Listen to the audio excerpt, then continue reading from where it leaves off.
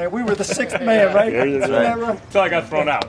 And it took that. You're the leader of that Stayed grant. as long as you could. We're not going to tell too many war stories because it would take us all day. I promised Roger it'd be a 10-minute presentation.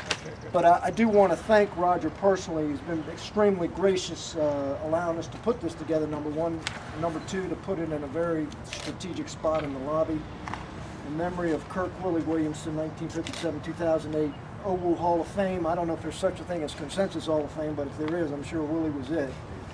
Kirk Willie Williamson played OWU basketball 75 through 80 with incomparable, and they put ingenuity in here, and I was telling them, I said, I put intensity, but maybe they can't read my handwriting, you know, or they got inspired by the photos, but nonetheless, you know, it works. He was ingenious and courage, you know, and his name was Kirk C. Williamson, and I always thought the C stood for courageous. Isn't that right, Theo? That's right. Core? Absolutely. Oh, yeah. Courageous. I don't know of anybody, and you know, at the celebration for Willie's life, I told everybody there, I said, you know, because most people that got up and spoke were not from the school, they were from the athletic club, and their experience with Willie there, and I said, you know, I got to tell you, Willie was really our hero. He was a reluctant hero. He was a humble guy, but you know, and I know what it means to be a hero. My dad was a PT boat commander during World War II. You know, shoot first, take no prisoners, ask questions later. You know, I know what courage is about, and he was the most courageous person I knew outside of my dad.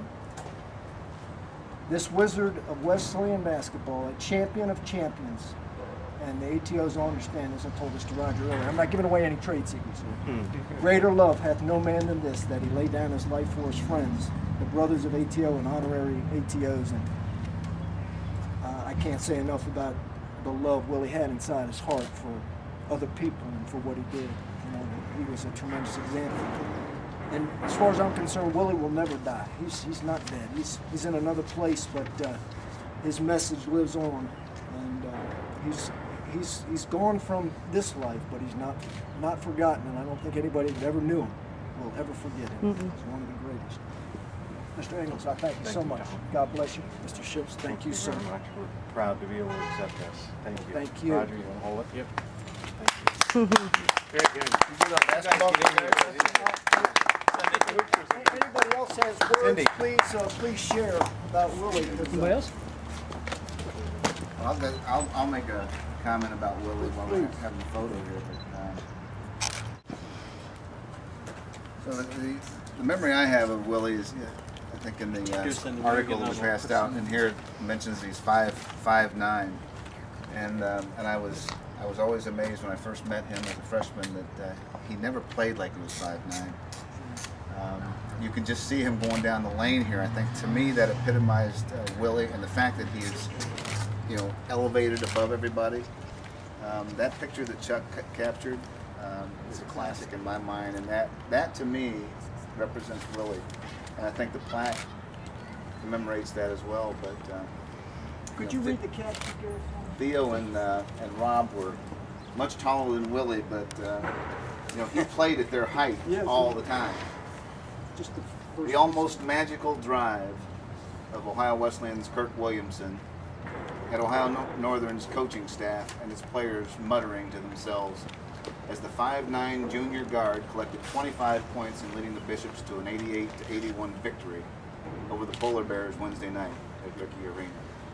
Victory snapped a 3-game OAC losing streak for Frank Shannon's Cagers and gave him the record and so forth and so on. But you know, Willie driving down that lane, he was fearless. Even in the social things, you know, we got a little crazy sometimes, but you know, Willie was right there in the charge all the time, never backing down from any challenge.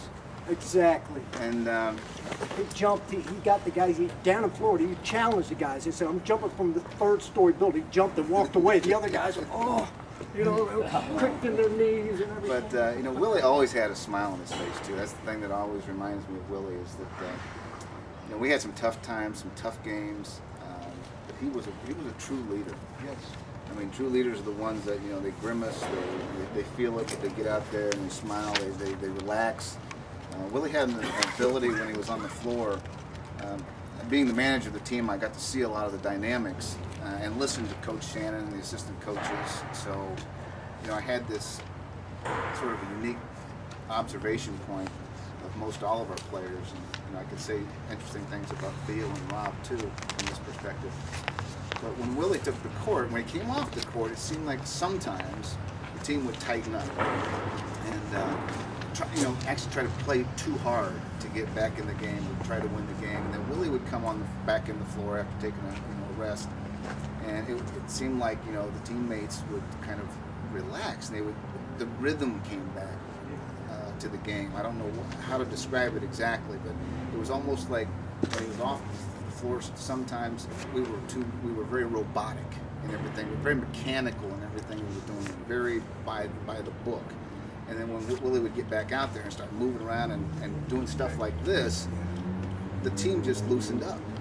And all of a sudden, assists were coming, easy baskets, and all of a sudden we would be, instead of 12 down, we're 2 down. Now we got the lead. And it was just an amazing transformation from time to time. And each one of the players in their own right had uniquenesses about them. But Willie, I think, was the heart and soul of the team, and he was a true leader. It's Gary Corbin's opinion.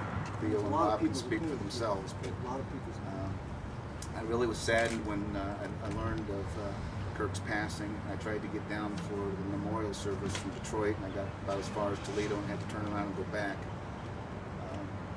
But he was bigger than 5'9", I can tell you. When I walked in the church that day of his funeral, I saw his daughter. I said, I can only say one thing about your dad. He was the greatest. He was the greatest. I don't know what else to say. He just smiled. And Kirk and I were roommates for the first 2 Theo years. was so explosive. And I remember I had gotten some George Benson concert tickets.